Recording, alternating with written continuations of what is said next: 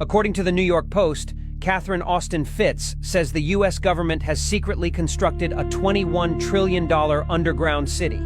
She alleges that this was funded through nearly 2 decades of unaccounted-for federal spending, money that vanished from the ledgers of the Department of Defense and the Department of Housing and Urban Development between 1998 and 2015. Cities, built to house the powerful in the event of a near-extinction event. She says they're connected by high-speed transit systems, hidden beneath the surface of the United States, powered by advanced energy technologies the public has never been allowed to see.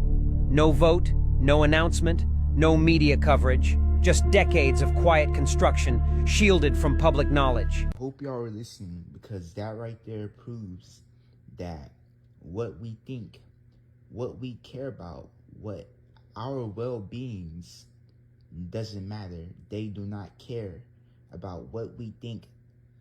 They don't care about it at all. They're gonna do that anyway. They're gonna do what's in their best interest, not ours. Also, it shows that the thing that y'all worry about for a month that comes up every 4 years doesn't matter also. So y'all need to stop focusing on politics and dividing yourselves into groups, because y'all see how much violence that creates when people separate themselves into groups, that into imaginary groups, and at that don't matter, because the people at the top are still gonna do whatever they want and what's ever in their best interest. Which, if you haven't found out or figured out, is both of the parties, or all of the parties in politics, they're all working together. If y'all haven't figured that out yet, which is pretty like like literally, like if y'all seen back then when Hillary and Trump were when it was the presidential election for those people, for those two, they were literally behind the scenes being all buddy and stuff. Like if they're so like apart, like y'all do yourselves in politics now, then they wouldn't be even they wouldn't be in the same room with each other, besides whenever they're having a debate.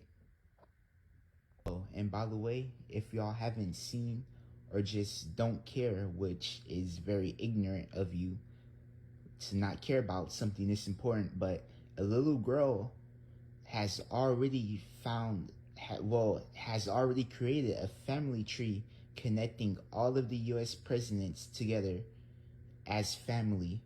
An 8-year-old girl has done that. Dan, the youngster spent the summer, really all summer, tracing the family tree of our presidents. Her conclusion that all the presidents, with the exception of one, share the same grandfather. Well, first we start off with George Washington at the top. And that was a long time ago. I'm going to put up images up there so you can see it too. So you can see that I'm not lying. There's already so many lies floating around. So I'm not going to become part of it. I'm going to become part of the truth.